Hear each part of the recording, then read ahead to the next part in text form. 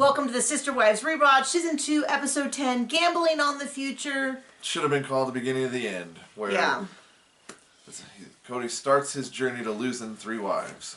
So we see a lot of interesting little side bits. Like Cody's embroidered pants. That was a big highlight for John, was seeing that he had like decorated pants stuff. I apologize if my left eye looks like it's crying a little bit. She got it online and I poked her in it. I got sunscreen in my eyeballs because it's bright and it's sunny out, and views are down on the channel, and royalties are down on my books, and coaching clients are down. And nobody cares. But you're here and you joined us either today or 6 months in the future. We don't actually know, but we're glad you're here. I assume everyone is enjoying their summer, but we will be here tirelessly watching TV and talking about it and mocking people online. You can always count on us for that. So we get kind of a summary of the first 2 years to start out the episode. Boring. They're doing an investigation. The information's going to the district attorney. And we've got to leave town. And then the second half of the episode is flat tires. Yes. This is one of the longer episodes, although I don't know if our recap will actually be longer because, once again, not a lot happened. It's like torture. The thing I still haven't decided on, and this bothers me because I want to be able to clearly say it, is were they actually in danger, or was this a convenient, or was it some mix? And Cody... Well, judging by how they left, you know, they had to leave that one day to get out of there super quick until Robin said she wanted to leave the next day. So, you know they were in danger of prosecution from that alone. It does seem that Janelle and Christine genuinely fear. Whatever feelings Christine had, she's on board with this move. She is now on board and she's scared. And they seem genuinely scared. Whereas Cody does not. He is very insistent they have to leave. They have to leave. Where we go one, we go all. I don't know if that's a common polygamous saying, but he said that a lot in Flagstaff too, but he really pushed. Right up until you want to lose some wives and the children that don't fit in, right, Cody? Yeah, and the whole first half of the episode is him doing some real, I imagine, psychological damage to the children long term. Really feel terrible for all the kids. Yeah, all the kids seem... All the kids. All of them seem really genuinely upset. And I know there's reasons why families have to move, and I have a great deal of sympathy for the fact that they have to, but it does seem like they handled this as poorly as possible, because when it came to the kids, they can't tell anyone, they have to leave in 3 days, they have almost no preparation, they can't take most of their things. But then when it's inconvenient to leave, then, you know, according to Cody... Robin wants to put it off a day? Yeah, more or less, and Cody too, they can wait. And so it does definitely seem that when it comes to Cody's convenience or Robin's convenience, that's a high priority. But when it's the kids' entire world imploding, there's very little concern. I will say, at least at this point, Cody is trying to use a soft, gentle voice. Whether he was like that in real life or if that was just for the TV show. With whose kids? Well, with several of them. Several of Robin's kids. No, he did it with Mary's child. He did it with several other kids where he was like, "Hey, yeah, he did I it know with Mary's you feel child. strong." I hear you, and we're not gonna give an inch on this, and you're doing what I say. With I thought you were talking to me, and yeah. I was like, okay. But with Robin's kids, it's like, hey, we're not gonna do this right now because they're of the favored wife. Yeah, I thought John was talking to me, and I was like, whoa, not liking this energy at all. Poke you in the eye again. So he's like, he says all the kids, the older kids all know they're already more or less crying. And then he tells the younger kids are kind of like, oh, that sounds cool. Wait, what? Like, we're leaving now? I can't say goodbye to my friends? What about, and Cody's kind of like, well, I have to leave things too. And I thought, not your wives, not your kids, not your, it's different. He's like, well, I'm leaving my job. And I'm like, oh no, you have to leave a full-time 60-hour-a-week job to do nothing? Well, he leaves the sports car, right? Does not leave the sports car. No. Robin drives it. And gets 2 flat tires. It is. One, or who cares? Now, okay. Everybody has a flat tire from time to time. Everybody has a problem with their car. Especially on this trip. No, but I will say the amount of times that this family has car problems makes me think that they do not maintain their cars very well. And we know this because earlier in the season, and we mocked him for this, Robin turns on a car and is like, Sounds like it threw a rod.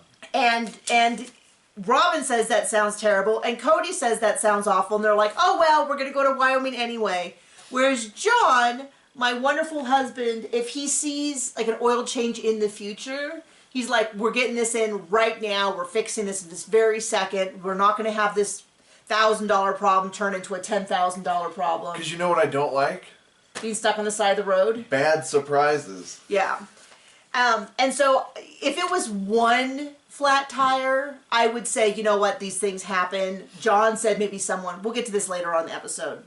I don't know why I'm jumping to it now, but we'll get to it later. Never mind. We'll get there when we get there. So all the kids are really upset. Maddie immediately asks about Mary's child, who now goes by Leo or Leon. People have kind of gotten on to me about, like, I'll say Leo, and they're like, no, it's Leon. And then I'm like, but in the post it says Leo Leo or it's Leon. not, so... Anyway, but Maddie's very concerned. The older kids are really concerned because Mary's child, who now goes by Leo, is really, really tied into the church, doesn't go to the public schools.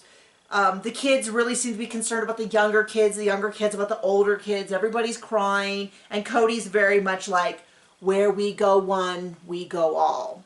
Because until I don't want you around anymore. Until I don't want you around anymore. Cody gives this whole thing about how he could be jailed, all of that. Which is why it's really weird when later on he's sort of like, we'll leave when we leave. And he went on and on about how God has given him authority over the whole family to raise them the way he sees is right, which I always am like I've said before many times, some people don't hear this. We are extremely religious. We were raised religious. We are religious. We're not religious like this, to be clear. We don't push it on other people. Yeah.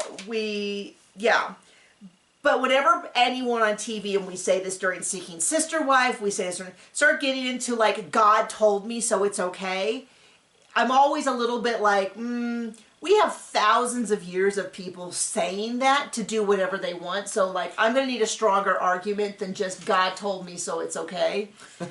Although later on, when he thinks God's sending him a message, he says, I don't care until God actually writes me a letter. I'm like, so this whole God thing's just real loosey-goosey. So, Robin at the thing... So everyone's talking about how hard it is. This, to me, felt 100% performative because she's like, I just moved. You know, and it was like, okay, like, I do hate moving. We've done it quite a few times. We've done short moves. We've done long moves. We've done the, like, everything has to be out on this day so you can move into someplace new. You have to pack everything up. And we've done the, like, we can take all the essentials and then go back the next day and get the second round. We've done that kind of move, too. The ones we have to pack up everything and go is a little bit more stressful. This is interesting to me. The next one will be burn it down and start over. Yeah, I mean, that kind of seems to be the way we're going. So, okay. Okay. No. I forgot what I'm doing. Because I thought we're doing a vlog. Because my phone makes noises again, and I'm like tuned into it the same way the dog is with like the food wrapper. The dog's all of a sudden right there. They're like, "Did we hear treat, treat, treat, treat, treat, treat?" I'm like that with my phone buzzing. So Robin has this full meltdown about how she's blah blah blah. But I do feel a little bit like maybe save the hysterics for the people who are having to, like, your kids just moved. They don't have the same ties. Like, you can maybe make some space for other people to be upset, but she do the Robin full... has no room for anybody else except her best customer. Right.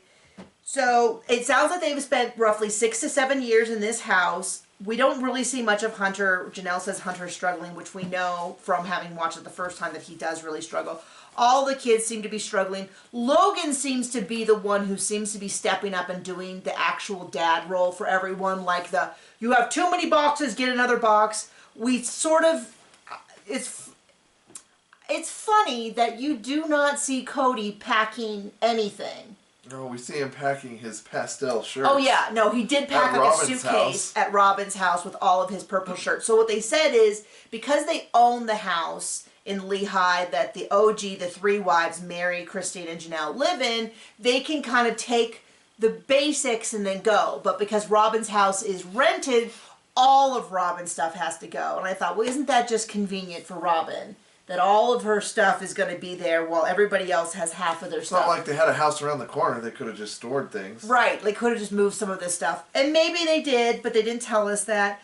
So there's a lot of sad scenes of the kids packing, which was really difficult for me to watch.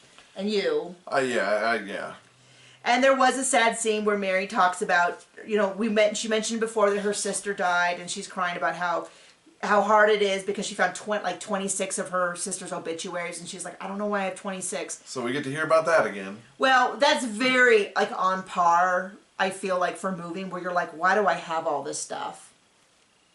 And so there's that, and they're using it to pack, and Mary's mom is there, and always makes me sad because Mary's mom has since passed. But Mary's mom was there. There are we don't meet them, but there are assorted other people occasionally in the background that look like, they said they have a lot of family there. I'm guessing that's Mary's family and Christine's family. Janelle's has previously said that her family kind of cut her off, except her mom, who married into the family. But we don't really know who these people are. We don't get a chance to get introduced to them. But there seems to be a lot of other people around there helping. And then, so Dane's birthday is there.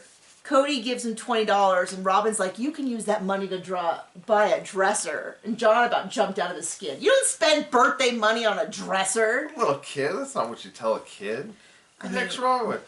Well, in the next few seasons we find out there's a lot wrong with her. She's nuts. Janelle's opinion. I'm trying to read my notes because it gets really good right here. So there's this whole big scene. They found a big house that they can rent in Vegas to get the kids into school, start them at the new school district while they look for rentals. I would really like to know the square footage and the particulars on this huge house to fit 20-something people. I would too. They don't tell us that, maybe in the future episode. But the house isn't available till Tuesday, and so they were planning on leaving Monday. Now Cody and Robin, and this is brought up many times, that so now he has panicked Janelle and Christine into they have to move because he's in so much danger. So now every time the kids see a police officer, a sheriff, hear a siren, think about anything, they're absolutely terrified. And this is why I'm like, I think what Cody sold them so they believe that. Cody doesn't seem to actually believe that because he's kind of like, oh, it's not available till Tuesday. Let's leave Tuesday. Or maybe he's like, if I get arrested for this, then I get to go off with the one wife I like. Yeah, all of a sudden, now that he's got everyone on board, they have to leave. Now he's like, oh, we can leave Tuesday, we can leave Monday, whenever.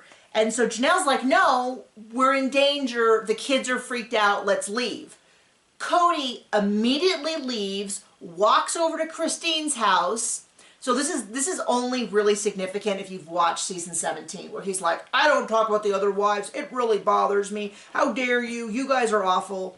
All this. Okay, so Janelle says we need to leave. You said we were leaving Monday. I want to leave Monday. He stomps off, slams the door behind him, goes over to Christine and goes, your sister wife. And Christine goes, that's your wife. And he goes, not right now, she isn't. Your sister wife wants to leave on Monday, but we don't have a... And then Christine's like, yes, I agree. The kids are freaked out. Let's leave Monday. And then Mary shows up. And the next thing you know, it's Mary, Janelle, and Christine all talking to Cody, being like, you said we're leaving Monday. And Cody's like, we're going to leave Tuesday. Well, she's like, we need to leave. And he's like, well, Robin doesn't think we need to leave. She's like, oh, so you went over to Robin's house and changed your mind. And it's like, I know that would never happen in the last 10 seasons of the show. Well, maybe before he changed his mind, he got his pencil wet. Probably did. So he's slamming doors and all that. And I will try to maybe get a video of this up where Mary says, I think we should go. And Cody says, well, Robin doesn't. And Mary's like, so we're going to go on a different day because you and Robin decided? And it's like, oh. Yep, get in line. That dynamic has been there from the beginning, but they got better about hiding it. Which is why I always say that Robin always says the right thing and then does whatever she wants. My guess is that she wasn't very careful about that at first. And then she really got, after they saw this episode, she really got into Cody. And that's why Cody stopped saying this stuff. There was a video somewhere where she said that people were really tough on her. So she asked the production to like show less of her, which is why she kind of skates through with the full 1/5 of the money and never has to say anything other than they stole my dream And cry. And cry. So, and this whole time, this whole discussion, I keep going to John, just get a hotel. Just leave Monday, get a hotel. They can't seem to drive more than 15 feet without having to stop. You know, like we could easily drive 200 miles. I drove this last weekend. I went to an event and I only stopped because I didn't want, because we were going through, I was going to go through the mountains. I didn't want to get stopped somewhere with no gas, but I could have gone that whole time without stopping to go potty. Now, I'm not a small child, but you would think that there's got to be something between 2 full days and 4 hours. Like, there's got to be something. So I kept saying, stay in a hotel, stay in a hotel. Why aren't you just staying in a hotel? The hotel's not going to call the police on you. The hotel's not going to care. They are not, I mean, they are not Bonnie and Clyde. They are not international fugitives. The worst version of this that I heard worst is someone who was in the AUB, which is the same, if I have it right, the same sect or denomination as the Browns, who were in their community at this time, said that what they heard was the police basically said, if you stay and you're on TV, we're going to have to do something. But if you leave, we're going to let it be. Like, you just can't stay and be on TV and make us look like fools. So there was not going to be an international manhunt. If they wanted to leave, frankly, what I had heard was the police would be like, here, let's help you pack and leave town. Like, that's fine. That's the worst version. The other end of the spectrum that I've heard is that they were never going to get prosecuted and they just left because it was a good storyline and made them look good. And there was a Variety article, if you go back through my recent shorts, you can find it where there's a Variety article where they said they were they were so surprised at the Browns. There's always something happening that kept them high in the ratings. And we're like, oh, you're surprised? Surprised? You don't think it was happening on purpose? So anyway, but he doesn't seem to consider this option. No one seems to bring up the option. Now, admittedly, with that many people, that would be like, what, 4 or 5 hotel rooms? That would probably be pretty expensive. 4 or 5. What? I think a lot more than that, but whatever. Well, if some of them shared rooms, I'm just thinking it's got to, anyway. So let's say 6 or 7. It just seems like it would be doable. And of course the whatever, but you know, they make it sound like the only option is this. So, Hunter in charge of packing room. Oh, what's funny to me is Robin's going on and on about how hard this move is, and she's wearing a Las Vegas baseball cap, which makes me feel a little bit like, yeah, she must super be dreading moving to Las Vegas as she wears her Las Vegas gear and her, like, I just was like, okay. Being like, oh, I can't, I'm so sad about moving to Hawaii. As like I put on my lei and my Hawaiian shirt and my flip-flops and all that. Oh no, not Hawaii. I'm waxing your board. Waxing my surfboard. It's gonna be so sad there. It's just not really selling it. Janelle is pissed. They're trying to pack, and Cody like took the keys with him, and I'm like, how is he so Parks dumb? this huge thing in the driveway, blocking the whole house, and leaves with the keys. And I'm like, this is why this man should not be in charge. He seems incapable. I did not see him pack a box other than a suitcase of his stuff, all purple shirts from Robin's house. Which is like, I don't have a problem with purple shirts, and I'm not one of those people who's like, men don't wear purple shirts. It's just the sheer volume of purple shirt. He like pulls out a purple shirt, and then an identical purple shirt that's almost the exact same color, and then a striped kind of purpley blue shirt, and I'm like, how many purple shirts does the dude have? It just was a kind of a funny moment. But I don't see him packing. They got Logan packing boxes and being like, no, you put this here. Mary, not so much Christine, but Janelle. And then Janelle's like, there's space in the car. There's stuff to be packed. Put the stuff in the car and let's go. And then they're like, oh, Cody took all the keys and who knows where he is. Like, how can this man... He's at Robin's. I mean, I thought they were at Robin's. They were at Robin's at the time. I don't know. No, Maybe he was somewhere with Robin. So after all this, so the whole thing with the Monday, Tuesday, they get all the wives together and he's like, that's it, we're leaving on Tuesday. Well, then they clearly leave on Monday. Because they said it was Martin Luther King Jr. Day, which is always celebrated on a Monday. So they leave. It looks like at midnight. Don't know why they did that. And then there was this whole, I'm not going to go through the whole thing. Robin's sports car that she's driving has a flat. Which is Cody's car. Which is Cody's car. They have to go find the only place in the county that's open. It's already, and they don't have one, so then they buy this other stuff. To me, that already seems like you turn around and you go back. Like, I know that they're upset, or you just get a hotel. Then probably because at least Christine's and someone else's car, they're not really meant to be pulling huge trailers. And as we've already mentioned at the beginning of the episode, they don't seem to maintain their cars very well. Now, that kind of seems like, I'm going to say something, I don't think it's necessarily a man's job to maintain the cars, but since he wants to be head of the household and he's calling how he's in charge and everyone's car is bad, it does kind of seem like maybe this is him dropping the ball, unless just the 5 stupidest car people of all times all got together. I mean, maybe somebody's box of nails fell out of their truck and that was the thing he said. Punctured all the tires. I lost 3 tires in a day once because of some jackass that did that. Yeah, and the only time I've ever had a flat tire was the same thing. I got pulled over off the freeway in a really bad part of LA, and I like got back on the freeway and immediately blew my tire, and so it's like almost certainly I drove through debris and stuff. So they get 20 miles, and then Christine's van, and then it's something else. And finally, Cody's like, I feel like God's telling me not to go, but unless he writes me a letter. And I was like, oh, so you need a letter when you don't want to do things, but when you want to take on an additional wife, then everything's assigned. Like, okay, great. So then they're like, oh, we'll get a hotel room. This brilliant idea that it was so simple, and I thought, yeah, it was like... So then they get the hotel room. The next day it looks like I don't know how they couldn't go.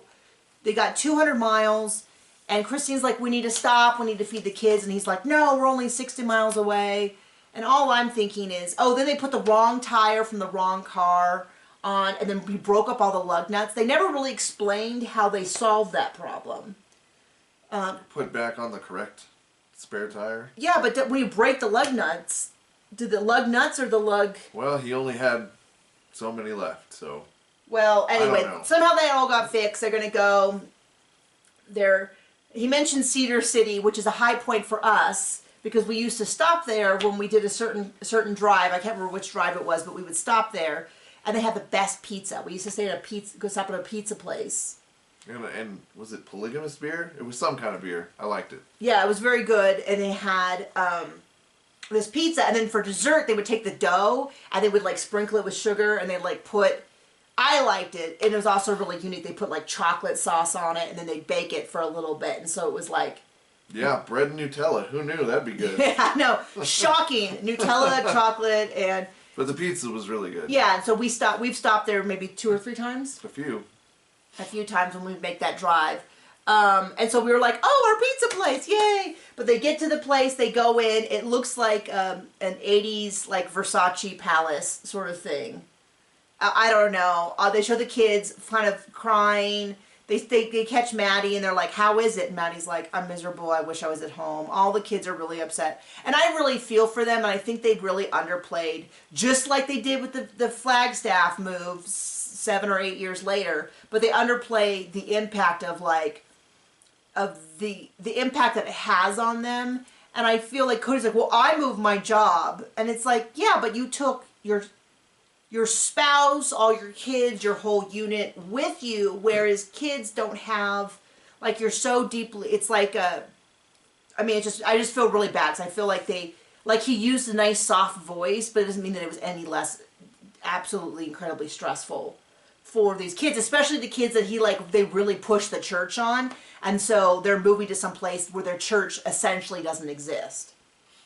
So, I really feel for them. That was something that when we moved, that was one of the top priorities to the area we moved, is that they had churches that we felt like would be a good fit for us and for our son, so that he could grow up. You know, we both grew up in a church that was big enough to where we had a youth group.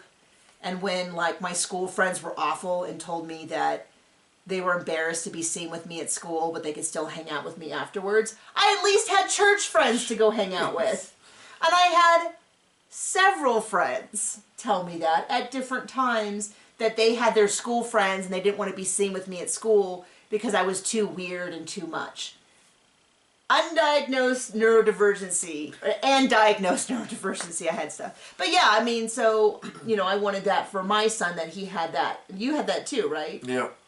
So anyway, that is the episode. I guess it wasn't super long. Do you have anything to add? Oh, it felt super long. The episode, anyway. Yeah.